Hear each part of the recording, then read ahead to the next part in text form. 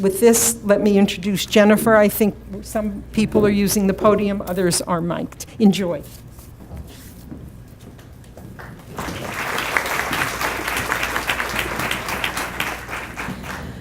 Good morning, everyone. I'm Rebecca Proch. I am the Manager of Education, Technology, and Resources in the Education Department at the Wolf Trap Foundation for the Performing Arts. I'm joined here today by my colleague Jennifer Cooper, Catherine Lyons, and Laura Schandelmeyer, and you heard a little bit about them. We have something really exciting to share with you today. You're really going to be the people in the know after this session because we've just recently launched our online professional learning community at education.wolftrap.org, and you're among the first people in the country to get to see the demonstration of it in action. So what I'd like you to do is just to take a moment and think of a colleague or two who are not here today, and just make a mental note to yourself that when you see them again, that you will tell them about this website that you learned about today and how they can join as well. And you can even show it to them on your phone or your tablet, so it's very easy. We have two goals for today's session. First, of course, we want to give you a tour of the website and show you the resources and the tools that are available for you that you can start using as soon as you make your free account on there, which you can do as early as the end of this session today. And secondly, we want to give you a taste of the Institute in action and really show you how our in-person customized professional development, which is the core of our work with the Institute, really connects with and is supported by and enriched by the resources that you'll be able to find online.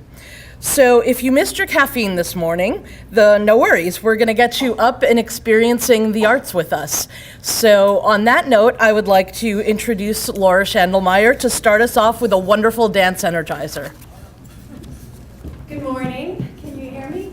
Is this working? Great. I'm going to invite you to stand up. Push your chairs under the table.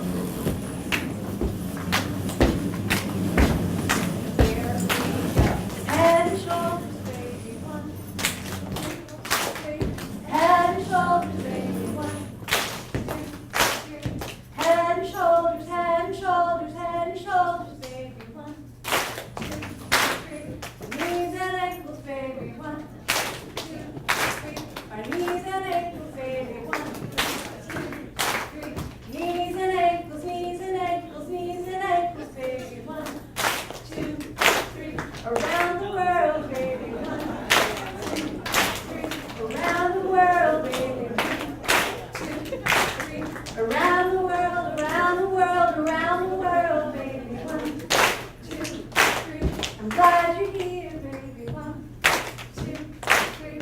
I'm glad you're here, baby, 1, 2, 3. I'm glad you're here, glad you're here, glad you're here, baby, 1, 2, 3. Now wait a minute. Where did we start? What was the first thing I sang? Head and shoulders. That was first. What was second? Knees and ankles. Third was. And fourth. Baby, 1, 2, 3. Head and shoulders, knees and ankles, round the world. Glad you're here, baby. 1, 2, 3.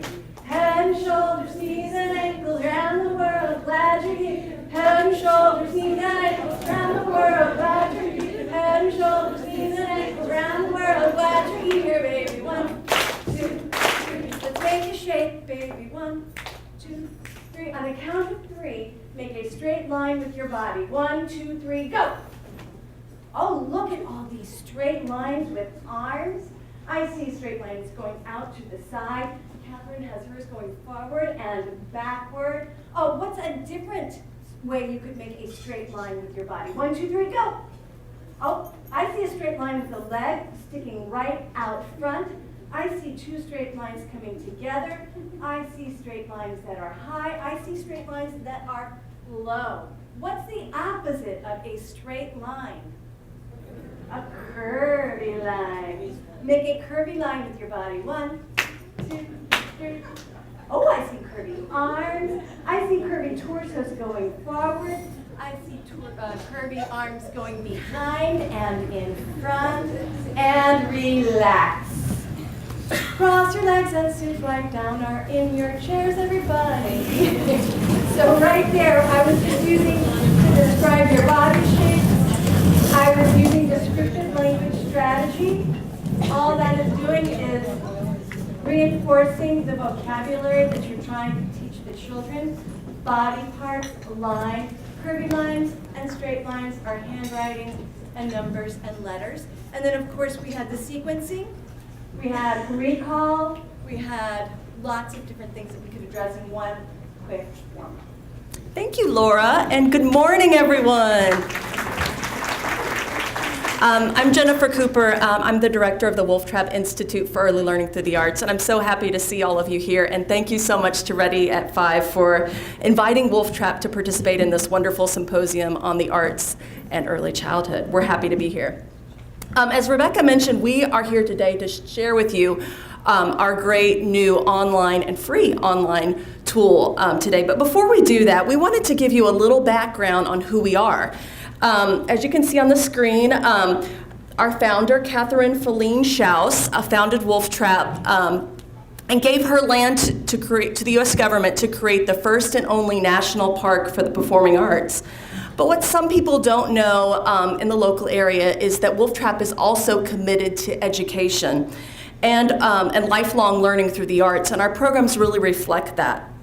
The Wolf Trap Institute for Early Learning Through the Arts is the cornerstone of all our educational programs and was established in 1981 with a grant from Head Start. And the goal of the Institute is two things: to support the learning of our youngest ones, children birth through kindergarten, by giving them rich experiences in the arts that support their development and learning, and to give professional development to early childhood educators, to give teachers strategies and techniques they can use in their classroom to support children's learning. At the Wolf Trap Institute, we know that early childhood is the foundation of all future learning, and that the arts are such a powerful way, an effective way, to get children engaged in active learning experiences, to get them excited about learning, to reach children that have various different learning styles, children that may be speaking another language other than English, children with some special needs. And it's a powerful way to teach children important curricular concepts: literacy, language, social emotional skills, and STEM skills: science, technology, engineering, and mathematics, which we will touch on a little bit later.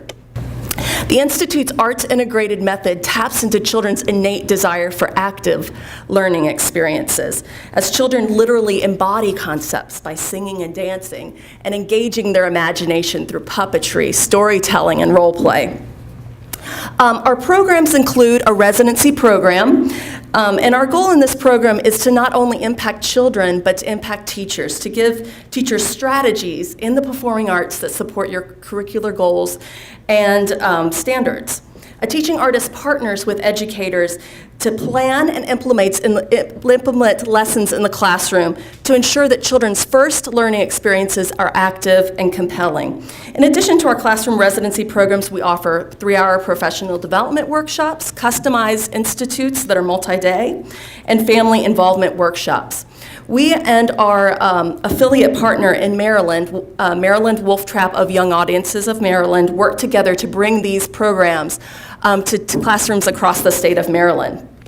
And our teaching artists are really our ambassadors in the field. You will meet several of them today, and they are the ones who are actually doing these services in the classroom, and that are the ones that are featured on our website. They're all professional performing artists who come to us with a background in education and then go through continual professional development so that they know how to connect their art form with what young children are learning. A lot of the content you'll see on our website comes from our Early Childhood STEM Learning Through the Arts program that was sponsored by the U.S. Department of Education that Louise mentioned, and that focused on performing arts instruction to support math learning. But all of the work you'll see today comes out of the work that our teaching artists have done in the classroom. So to share a demonstration of what the work looks like in action, I'd like to invite Catherine Lyons to share a strategy called I Have a Box. Catherine. What did I bring? Whoops, gotta turn it on. Turn it on. There. Can you hear me now? Okay. What did I bring with me today?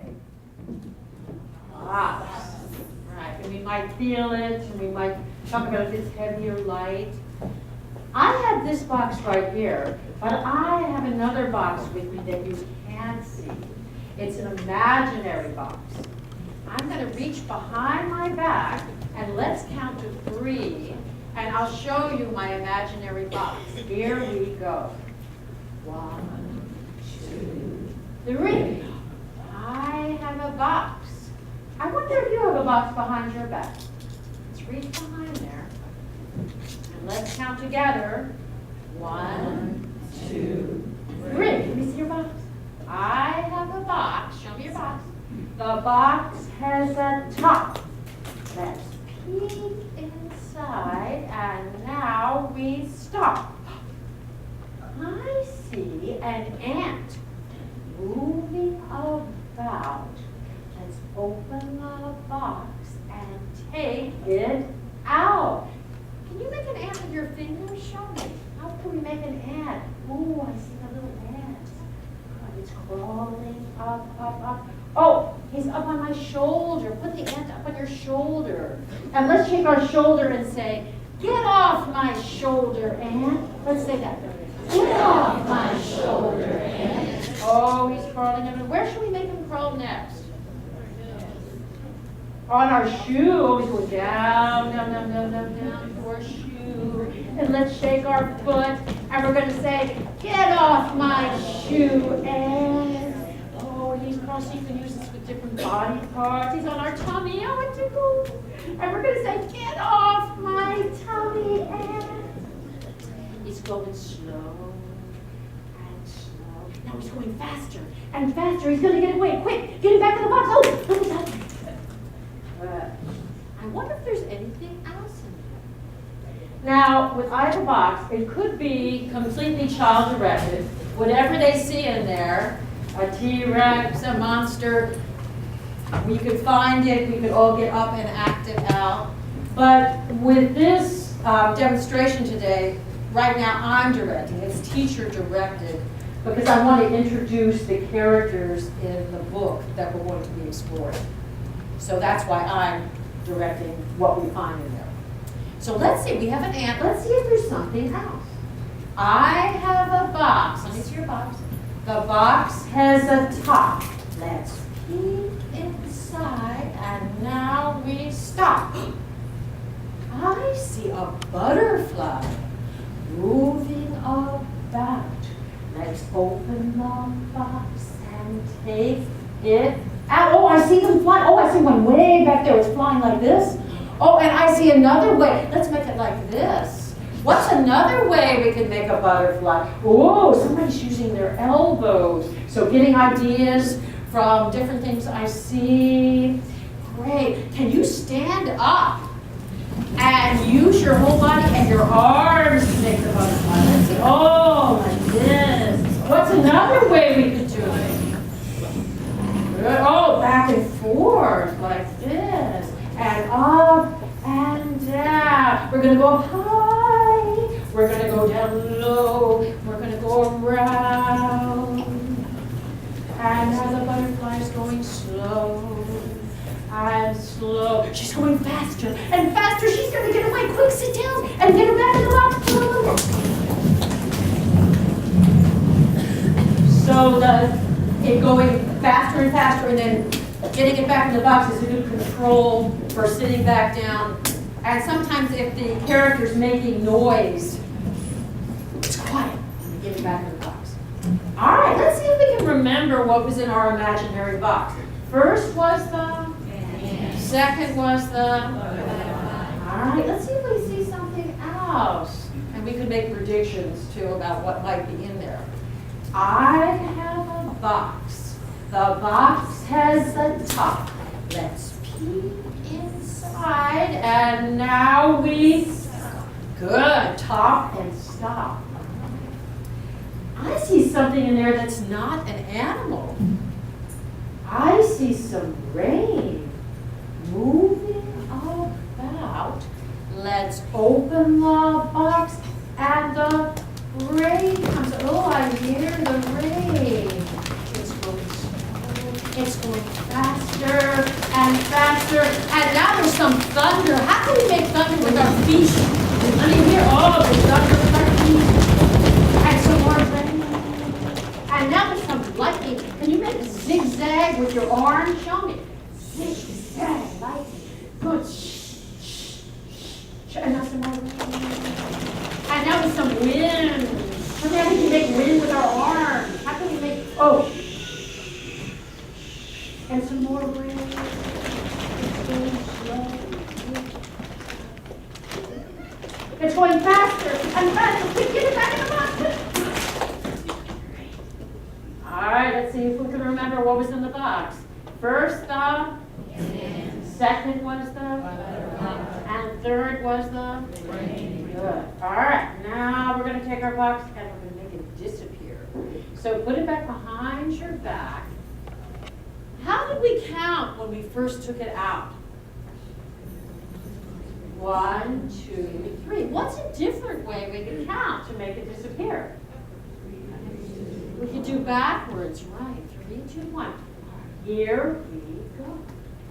3, 2, 1. Oh, it's gone. It worked. All right, brush off all that imaginary powder. Oh no, it's all over the floor. Clean it up. And now let's throw it at my real box and see what's going to come out of my real box. I have a box. The box has a top. We peek inside and now we stop. I have, look, a book moving about. I open the box and the book comes out. So I can use this to introduce any kind of story. And it's a wolf trap strategy. It's called story box theater. You can use a bag, you can use a box, a basket, really anything, and put props in it to help tell the story. And I always take the book out first. That's the first thing I'm going to take out.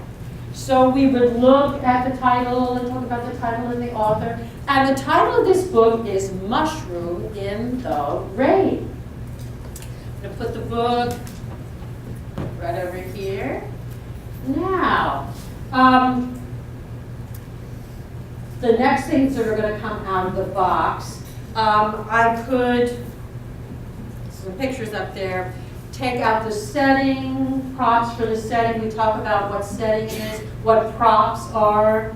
Because I take this out and I say, this is something, this is part of the setting. It's where the story takes place. It's something green that's on the ground outside. What do you think it is? Grass. And then I said, is it real grass? No. It's called a prop, and we use our imaginations. So we would take out the setting. I'm just going to do that really quick. That's my setting, that's the mushroom. We've got the sun. You can see on the screen up there. I wouldn't do it as fast. I'm just showing you. And then we introduce the characters in the story. Who do you think the first character in our story is going to be? The ant. Oh, the ant. How did you know? Because it was the first one in the imaginary box. They make the connection with that introductory thing. Oh, and so I would take a little prop out, then you can see it up there, and there would be the ant. All right, and then we would start the story with the ant. And then who do you think the second character is? The butterfly. Good. And if I was doing I have a box in the classroom, the first day, we might just do that. And you could introduce all the characters. I just did 2 of them to show you. So we take the characters out and tell the story. You can use it with any book. And storybox theater creates a sense of anticipation because you don't know what's going to come out. And excitement. And then, after that particular experience or that particular lesson is over and all my props are out for that day, we can ask intentional questions to have the children come up and put all the props back, rather than, okay, see you next time, let's stick them all back in there. So intentional questions are questions with a purpose to assess whether the children are grasping the concepts. So an intentional question could be, I'm thinking of the first character. Who remembers who was the first character? I'm thinking of a character with 6 legs. I'm right now in a lot of the pre-K classrooms, they're studying insect metamorphosis. So you might ask which character spun a chrysalis, started out as a caterpillar. Could you come up and find that one? And then they could come up. I also have the word cards for the setting and for the characters. So as we're telling the story, we would put the words up and we might clap the syllables. And so when they come up to put the characters, the props away, they would match the prop to the word and put it away. Thank you very much, Catherine.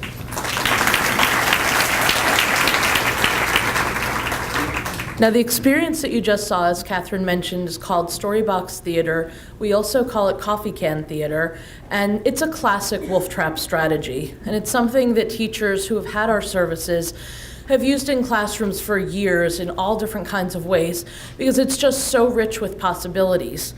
So if you had Catherine or another of our artists in your classroom doing a residency, that might be something that you focused on in your work with her.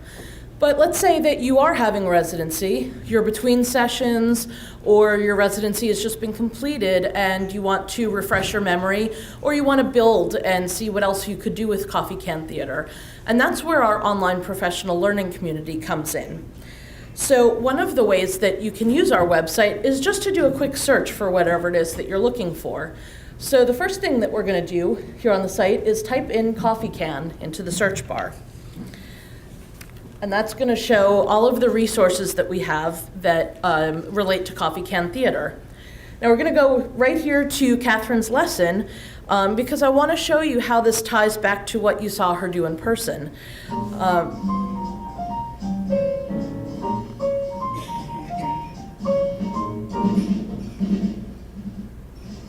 Look what I brought today. A great big box. But I also have a box you can't see. I have a box behind my back. So we can go ahead and pause that. This is also a good time for me to tell you what I mean when I talk about a resource on the website. So what you're seeing here is an example of a typical resource page. So you can think of a resource kind of like a book or a magazine in a library, and the website is a library of curated resources pages like these. So first you see at the top, towards the top there, we have the brief description of what the experience is, and then of course we have the video, and most of our resources have a video included, and they're generally about 3 to 5 minutes long. And in this particular one, you see Catherine demonstrating the experience that she just did in person. So if that was something that you were working on, that would be a way that you could refresh your memory. Below that, we have a link to the PDF document. That's her instructions that will guide you through the process. So you can open it right there on the site to look at it, or you can save it to your computer or your mobile device so that you can refer back to it later if you want to. You can also see that the content is tagged with some descriptive words. That's just so if there's any of those topics that you want to find more resources, you can click on that tag, and that's an easy way to search for some related resources. And then underneath is another way to find some more resources to look at. We have recommended resources, and this is curated a little bit.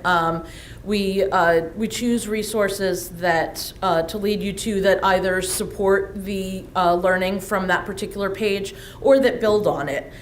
So that's a way to help you explore. We also have a share button.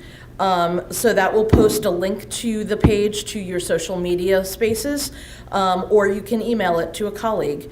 And if the person looking at it does not already have an account on on our learning community, they'll be invited to create one totally for free. So if there is a resource that you like on here, we really encourage you to share it with your colleagues, because that's a great way for us to build community here.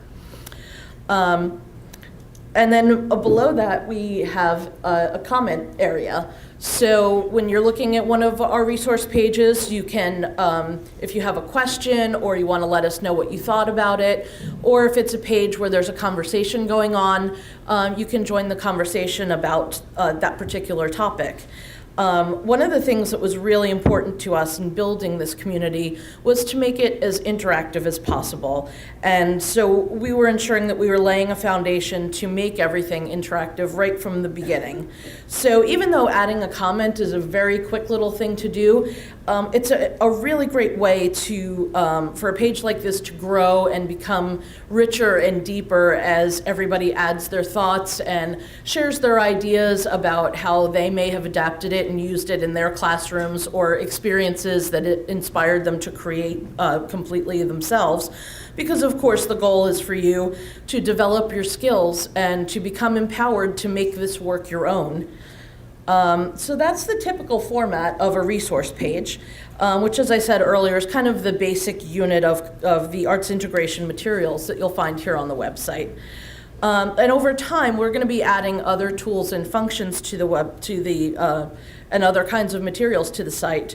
But the core of it is always going to be our commitment to making resources like this available to you in a way that lets you access and use them easily and quickly.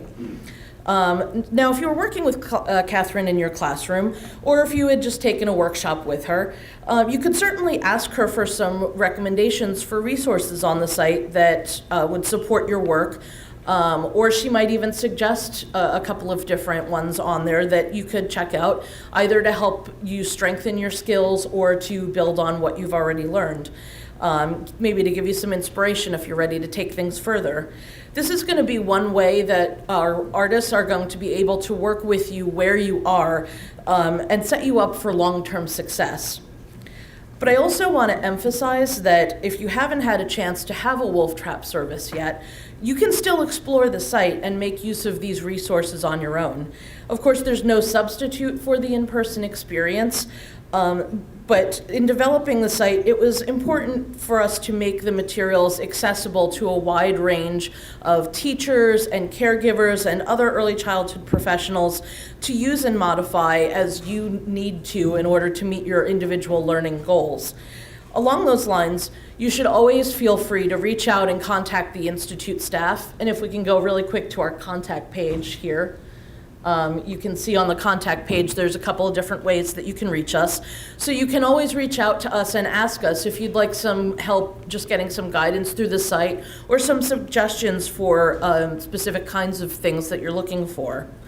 So I know that's a lot to absorb, and so I'm going to step back for just a minute and pass things back to Laura for another experience, and then I will give you kind of the big picture tour of the website so you can see how this resource piece fits into it and how you can get set up to use it as early as the end of the session.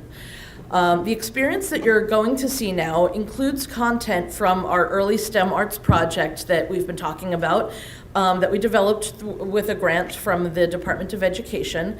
And you can read more about that and view the results of our research on our website as well. That project focused on developing a model for using the arts the performing arts to teach the early childhood math curriculum. So let's enjoy an example of how dance can be used to build math skills as well as to aid classroom management. The audience place for dancing dances. Now here we have a real stage, but you don't have a real stage in your classroom. You can create an imaginary stage. And going to the audience place is simply setting aside a place in your classroom where the children can go, where there is a front. Now, a front can be very useful when you're working with math. For example, if you're seriating, you need to be able to go from left to right, from high to low, for example. let's see. Also, we're going to be looking at sets. And we're going to be looking at addition. And we're going to be looking at part, whole. And we're going to be looking at lots of different things. So, for example, if this is my first time in the classroom introducing the audience place, I'm going to set it up like this. It's also on the website. So if I'm up here on the stage, what is my job? What am I going to be doing? I'm going to be dancing. I'm going to be dancing in my own self-space. What is your job as an audience? What are you going to be doing? You're going to be watching. Excellent. How do you know that my dance is over? What am I going to do? And audience, what do you do? Because bowing is the performer's way of saying thank you to the audience, and clapping is the audience's way of saying thank you to the performer.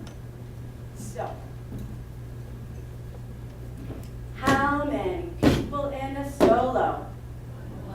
How many people in a duet? 2. How many people in a trio? 3. How many people in a quartet? 4. How many people in a quintet? 5. How many people in a sextet? 6.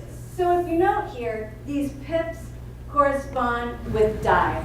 So we can create our small groups using die. So here we're subitizing. Today, I'm going to ask for some volunteers. And since it's spring, I'm going to say, let's have a set of flowers, a set of dancers who will make their body shapes rooted in one spot.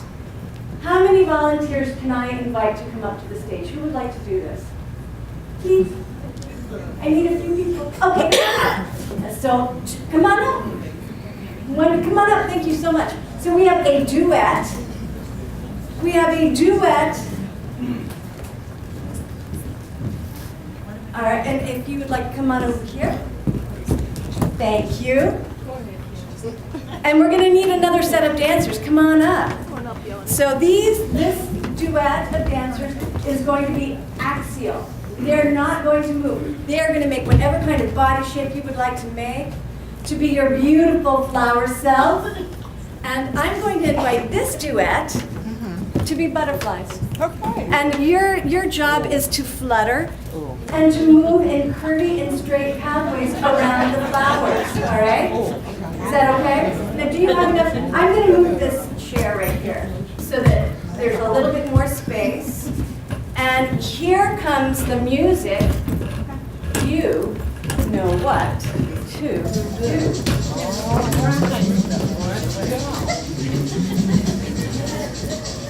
So look at that. Oh, I see a quartet of dancers on a high level. I see 2 dancers that are moving in curvy and straight pathways, and 2 dancers that are frozen, both of them on a high level. I see a straight hand out in front. I see a straight line on a diagonal behind. Okay, great. And let's do it. Take it out. And dancers. Oh, okay, let's see. Now, let's just think for a second. If you could freeze, we had 2 sets of dancers. We had 2 duets. How many dancers need to take a bow? Oh, all right, so let's have our 4 dancers come up here and take a bow. And let's audience what you do. And let's just ask one more question. How many dancers would we need to take away to have a trio? Just 1 dancer. Okay, let's see if you're right. Thank you very much. Let's count. 1, 2, 3. You're right. Thank you very much. Thank you.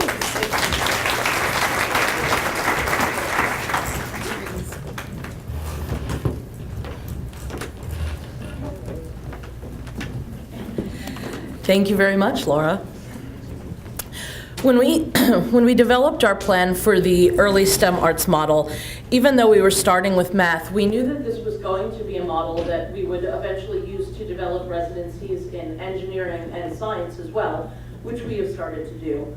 When we thought about how technology fit into that vision, we were inspired by the NAEYC position statement on technology and interactive media in early childhood programs, which states that when used intentionally and appropriately, technology and interactive media are effective tools to support learning and development. However, we realized that this statement applies equally well to professional development for teachers, and we chose to focus the T in our STEM work on our teachers. This gives us the chance to reinforce our work in a scalable way so that we can be continually connecting with our teachers and connecting all of you with each other, not just locally, but nationally and even internationally, regardless of schedules or location or funding. But that's something that I want to emphasize, that this website is for your professional development, and it's not something that you're going to sit down and use with your children, for example. So now I want to take a step back from the tight focus that we had on that resource page that we looked at a little while ago, and give you a bigger overview of how the site is laid out, and so that you can get right in there and start using it today. And I'm going to start by going to the main login page. Now, this is a login-based website, so the first thing you're going to need to do is to register an account for yourself. But I want to take just a moment to note that up in the corner there's a link to wolftrap.org, which is our parent website for the Foundation for Performing Arts. And that's the site that you can go to for our workshop registrations, to look at our schedule for Children's Theater in the Woods in the summertime, and to see all of the other programs that we do outside of the Education Department. So now jumping back, and of course this is education.wolftrap.org. So the first thing you're going to do is to register an account. So we'll click on the register button there. It is completely free to join this site, and the sign up is quick and easy. It's just a few pieces of information that we ask for. Your information, and if you're registering, say, using your school email and you want to enter your school information, you can do that as well. That part is optional. And I want to point out at the bottom that we have an opt-in button for our mailing list. And I really want to encourage you, when you make your account there, to opt into our mailing list there. We are never going to share your information, and you'll only get emails from us maybe once a month or so. We'll be letting you know when there's new content on the site. We'll be pointing you towards a curated group of resources that might relate to the season or to a special event. We just sent one out with some different content for Week of the Young Child recently. Or we might be giving you information that relates to a new initiative that we're doing. So those are intended to be something that will help you make the best use of the website as well.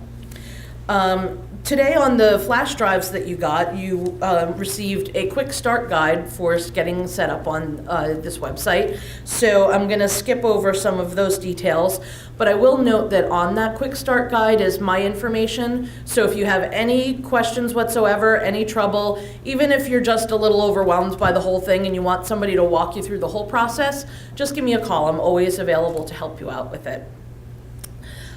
So let's jump back to the home page, and this is what you'll see as soon as you've logged into the website. Earlier I showed you the resource page. It's kind of the basic unit of information there, and now I'm going to show you how all of that content is organized and how you can look through it. So we'll start here, scrolling down just a little bit to show you our featured resources, and as you can see, in the featured section, we've left up the pieces that we featured for Week of the Young Child to give you ideas for all of the different themes that week. And then right below that, we have our discipline section. And this is really just a quick snapshot to show you the newest content under some of our different discipline areas. And then a little bit farther down, we have our multimedia carousel. And so if you're specifically looking for video or audio resources, you can see there are these arrows going back and forth, so you can scroll through and just take a look at those things right there. Back a little bit higher up, we have popular resources, so you can a little bit further down. There we go. The popular section shows what everyone else has been looking for. And of course, on every page, you can use the search section either to look things up by keyword, or you can set filters to find the types of things that you want, or you can do both.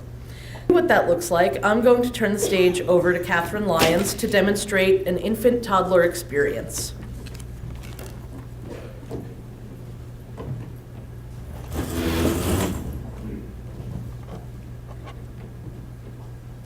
This is Humpty Dumpty. I'm going to put my book right here. Here comes Humpty. There he is. Let's all say hi to Humpty. Hi, Humpty. There he is. Humpty Dumpty sat on a wall. Let's see our wall. 1, 2, 3. There's his wall.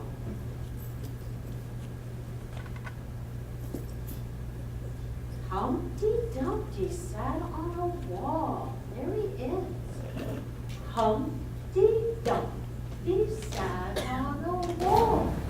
Humpty Dumpty had a great fall. Oh, Humpty fell down. Let's pick him up and put him back on.